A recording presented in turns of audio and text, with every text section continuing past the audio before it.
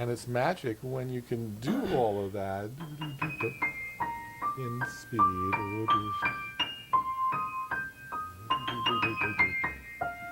That's all that's all that I'm doing that you may not have been doing the previous time, is that I'm not allowing the speed of the piece to interfere with my leisurely shaping. I'm like the guy with his tools, the nail. He likes his power tools. He's got a lathe or something. And I'm just going to turn the leg of this table until it's just so handsome and beautiful. And that's just this. And then I take that off my machine and said, okay, now I'm going to work on the next part of this. Now I'll work on the next part of this. Sometimes the parts are like when you have a place like this. The parts are, here's one part.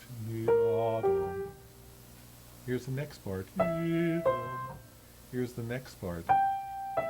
And if I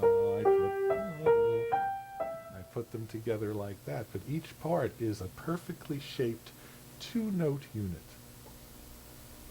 When you get stiff, it's because you're running one of those shapes into another.